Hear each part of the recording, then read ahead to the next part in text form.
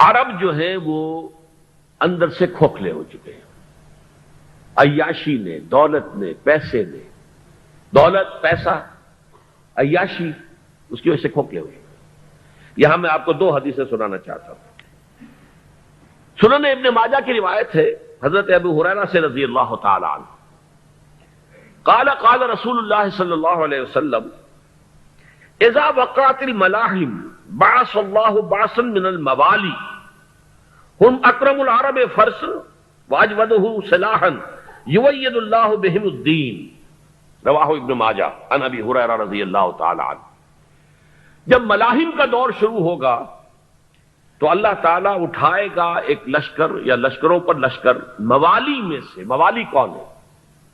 عربوں نے جب فتح کیا تھا اس پورے علاقے کو خلافت راشدہ کے دوران، اور پھر وہ لوگ جو ہے، ایک رائے تو یہ تھی کہ انہیں غلام بنایا جائے سارے آبادیوں کو، لیکن یہ کہ حضرت عمر کا اجتہاد تھا، اس کے مطابق جو ان کو غلام نہیں بنایا گیا تو وہ موالی کی حیثیت رکھتے ہیں۔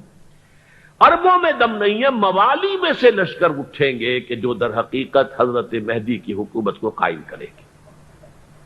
دوسری حدیث سنیے، عن عبداللہ ابن الحارث رضی اللہ تعالی عنہ، اور یہ ابن ماجہ کی روایت ہے، قال قال رسول اللہ صلی اللہ علیہ وسلم یخرج الناس من المشرق فیوقعون للمہدی یعنی سلطانہ، لشکر نکلیں گے، لوگ آئیں گے مشرق سے اور وہ حضرت مہدی کی حکومت کو جمائیں گے اور قائم کریں گے۔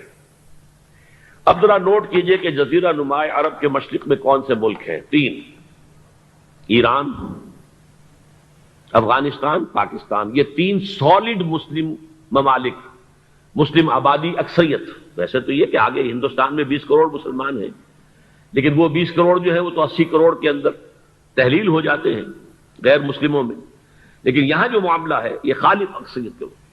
ان میں سے ایران کا معاملہ جہاں تک ہے، نمبر 1 یہ کہ وہ شیعہ عقائد کے حصار میں بند ہے، اس سے ادھر ادھر ہونا اس کے لیے ممکن نہیں۔ حدیث میں یہ بھی آتا کہ اصفہان سے 70,000 یہودی دجال کا ساتھ دیں گے۔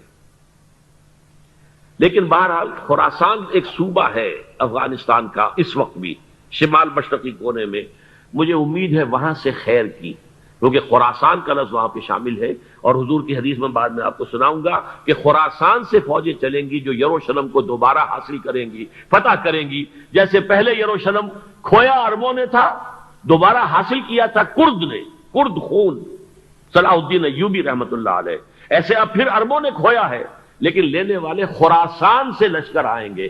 یخرج من خراسان رایات سود لا یردھا شیء حتی تنصب بإیلیا، خراسان کے علاقے سے کالے علم لے کر لشکر چلیں گے جن کے رخ کو کوئی موڑ نہیں سکے گا جب تک کہ وہ جا کر یروشلم میں نصب نہ ہو جائے۔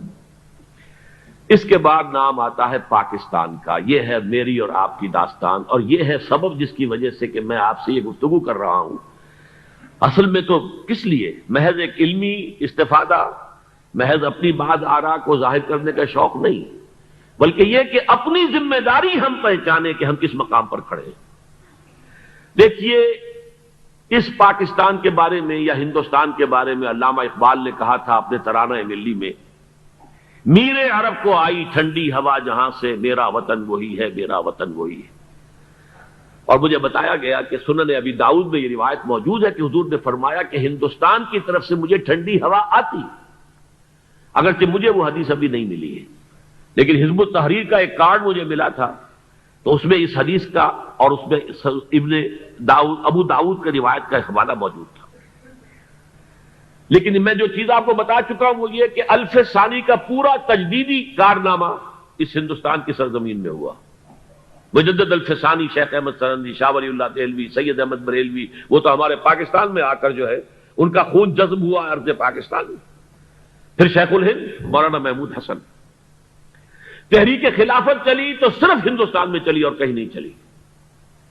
آزادی کی تحریک چلی پوری دنیا میں، وہ نیشنلزم کی بنیاد پر چلی، ملے نیشنلزم، عرب نیشنلزم، ترک نیشنلزم۔ ہمارے ہاں چلی تو اسلام کے نام پر پاکستان کا مطلب کیا؟ لا الہ الا اللہ۔ پھر پاکستان قائم ہوا معجزے کے طور پر، بلکہ نازل ہوا ہے لیلۃ القدر میں، انا انزلناہ فی لیلۃ القدر، جیسے قرآن نازل ہوا لیلۃ القدر میں، یہ پاکستان بھی نازل ہوا لیلۃ القدر میں۔ اس کا برقرار رہنا ابھی تک معجزہ ہے۔ ہندو یہ سمجھتا تھا، کانگریس سمجھتے تھے کہ جھٹپٹ ختم ہو جائے گا۔ پھر یہ کہ اس کا قرارداد مقاصد کا پاس ہو جانا، مزید بھی اور اضافی دفعات دستور میں آ جانا، اب کمرشل انٹرسٹ کو ربا قرار دے کر حرام قرار دینا، یہ سارے لینڈ مارکس ہیں کہ جو اشارہ کر رہے ہیں کسی چیز کی طرف، معاملہ کدھر جا رہا ہے۔ پھر یہ کہ یہ جو 14ویں صدی کے مجدد تھے شیخ الہند، اس کے بعد سے کچھ ایسی شخصیتیں عظیم پیدا ہوئی ہیں ہند میں، جن کو میں سمجھتا ہوں کہ 14ویں صدی کے مجدد اور 15ویں صدی کے مجدد کے درمیان یہ 15ویں صدی کے مجدد کی راہ کو سیدھا کرنے والے، جیسے کہ حضرت یحییٰ نے کہا تھا میں تو آنے والے کا راستہ سیدھا کر رہا ہوں حضرت عیسیٰ کے لیے، ایسے ہی 15ویں صدی کے لیے امام مہدی کے لیے راستہ صاف کرنے والے سب سے پہلے علامہ اقبال، جنہوں نے اسلام کا تصور دین کی حیثیت سے دوبارہ زندہ کیا ہے، ورنہ اسلام ایک مذہب کی شکل اختیار کر چکا تھا۔ پھر مولانا مودودی، مولانا ابوالکلام آزاد حکومت الہیہ کے نعرے کے ساتھ میدان میں آئے۔ یہ اقبال نے جو تصور پیش کیا تھا اس پر عملی جد و جہد کے لیے حزب اللہ قائم ہوئی۔ نوٹ کر لیجئے 11 برس کا فرق ہے عمر کا علامہ اقبال کے اور ابوالکلام کے، اور 1913 میں جب حزب اللہ قائم کی ہے اس وقت علامہ اقبال کی ملی شاعری اپنے عروج کو پہنچ چکی تھی۔ پھر یہ کہ علامہ اقبال کے بعد تعمیل جو ہے اس کام کی وہ ابوالکلام نے کی، لیکن روایتی علماء کی شدید مخالفت کی وجہ سے وہ بددل ہو کر چھوڑ گئے، کانگریس میں شامل ہو گئے، بساط جو ہے حزب اللہ کی انہوں نے لپیٹ دی۔ پھر مولانا مودودی آئے، انہوں نے وہ ڈور جو ہے اس کا سرا تھاما، جماعت اسلامی قائم کی حکومت الہیہ ہی کے قیام کے لیے۔ اگرچہ میرے نزدیک یہ کہ وہ انتخابی اور ایک قومی سیاست کی ایک جماعت بن کر پاکستان میں جو ہے دلدل میں پھنس گئی ہے، اب ہم اس کی کوشش کر رہے ہیں، تنظیم اسلامی اور یہ تحریک خلافت جس کے تحت یہ جلسہ ہو رہا ہے، یہ ساری چیزیں وہ ہیں کہ آپ کو سوائے پاکستان کے اور کہیں نہیں ملیں گی پوری دنیا میں۔ معلوم ہوتا ہے کہ پاکستان کو بہت بڑا رول پلے کرنا ہے اس میں، اور اس کے ساتھ اب جمع کر لیجئے افغانستان کی عمارت افغانستان، اسلامی عمارت افغانستان قائم ہو چکی ہے۔ یہ پچھلے 20 سالوں میں جو کچھ وہاں ہوتا رہا ہے اس سے پہلے تصور نہیں ہو سکتا تھا۔ کابل جو ہے وہ تو جیسے پیرس کا تمدن تھا ویسے کابل کا تھا، وہی لباس، وہی سکرٹس۔ یہاں جب آئے تھے شاہ ظاہر شاہ سرکاری دورے پر تو ان کی جو ملکہ صاحبہ تھی ان کے ساتھ وہ سکرٹ میں ملبوس تھی۔ کابل جو ہے وہ بالکل ایک پیرس کی طرح کا شہر تھا۔ آج کابل جو ہے جا کر دیکھیے، علامہ اقبال کے فرزند بھی دیکھ کر آئے ہیں، تو اگرچہ وہ خود میں سمجھتا ہوں کہ خاصے انہیں آپ لبرل کہیں، آزاد خیال کہیں، لیکن اس درجے متاثر ہو کر آئے تھے کہ انہوں نے یہ کہا افغانستان میں جو میں نے حالات دیکھے ہیں کہ اگر 2-4 اور مسلمان ملکوں کے اندر یہ نظام قائم ہو جائے تو پوری دنیا مسلمان ہو جائے گی۔ یہ سب کچھ کیسے ہو رہا ہے؟ یہ آنے والے دور کی جھلکیاں ہیں۔ Coming events are casting their shadows before. یہ سب بتا رہے ہیں کہ پاکستان افغانستان کو مل کر اس میں کوئی عظیم رول پلے کرنا ہے۔ اور اس کے ضمن میں اب میں علامہ اقبال کے بارے میں آخری بات کہہ رہا ہوں۔ علامہ اقبال کے بارے میں عام یہ خیال ہے، انہوں نے اپنے خطبات میں مہدی کا اور نزول مسیح کا، حالانکہ میں کل پڑھ رہا تھا مولانا سید احمد اکبر آبادی رحمۃ اللہ علیہ کا ایک مقالہ ان کا کہ علامہ اقبال نے ابن خلدون کے بارے میں یہ کہا ہے کہ مہدی کا اور نزول عیسیٰ کا دونوں کا انہوں نے انکار کیا ہے، حالانکہ ابن خلدون نے نزول عیسیٰ کا انکار نہیں کیا، صرف مہدی کا انکار کیا ہے۔ بہرحال علامہ اقبال نے خطبات میں انکار کیا ہے، لیکن یہ کہ اپنی شاعری کے اندر میں چیلنج کرتا ہوں کسی بڑے سے بڑے اقبال شناس کو، ان کا یہ شعر ذرا سنیے: خضر وقت از خلوت دشت حجاز آید بروں، کارواں زی وادی دور و دراز آید بروں۔ خضر وقت، امام وقت، رہنمائے وقت، قائد وقت، خلوت دشت حجاز، حجاز کی صحرا کی کسی خلوت گزینی سے نکل کر باہر آئیں گے۔ میں حیران ہوتا ہوں علامہ کے اس فکر پر اور اس مصرے پر۔ یہاں انہوں نے شیعہ اور سنی دونوں کے کانسیپٹ جمع کر دیے۔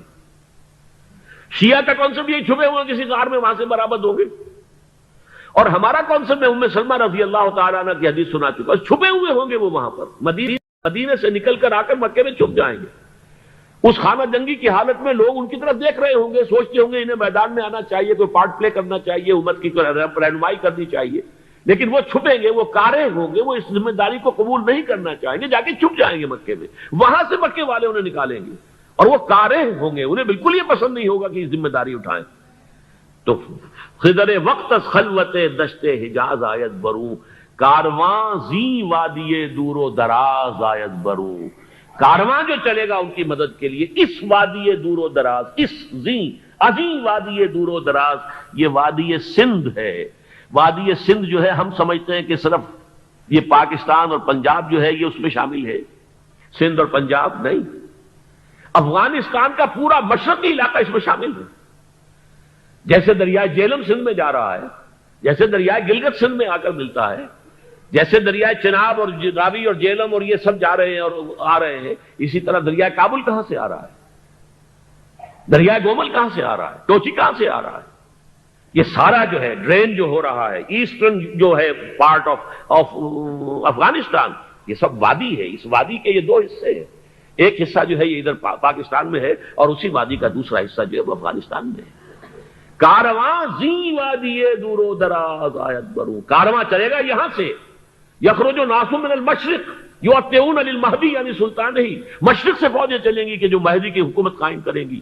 اور یخرج من خراسان رایات و سود، اور خراسان سے سیاہ پرچم چلیں گے کہ جن کا رخ کوئی موڑ نہیں سکے گا، حتیٰ تنصب بیلیا، یہاں تک کہ وہ جا کر یروشلم کے اندر نصب ہو جائیں گے.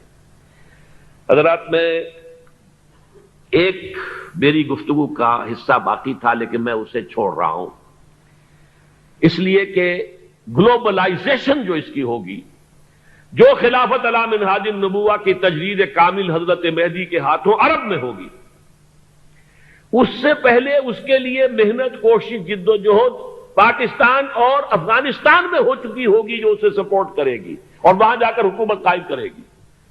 اس کے بعد گلوبلائزیشن کا جو مرحلہ اس کا ہے وہ حضرت مہدی کے ہاتھوں نہیں ہے، وہ حضرت عیسیٰ ابن مریم ان کے نزول کے بعد ہے، جن کے نزول کے بعد دجال کا خاتمہ ہوگا اور یہودیوں کا استحصال ہوگا. مسلمانوں پر بھی بڑی تکالیف اربوں پر آئیں گی، شدائد آئیں گے، لیکن یہ وہ میں حصہ جو اپنی گفتگو کا آج چھوڑ رہا ہوں اس لیے کہ میں دیکھ رہا ہوں کہ بعض حضرات کا صبر کا پیمانہ اب لبریز ہو رہا ہے. تو میں اس حصے کو پھر ملتوی رکھتا ہوں کسی دوسری محفل اور کسی دوسری مجلس اور نشست پر. لیکن یہ کہ امام مہدی کی حکومت قائم کرنے کے لیے کون لوگ آئیں گے؟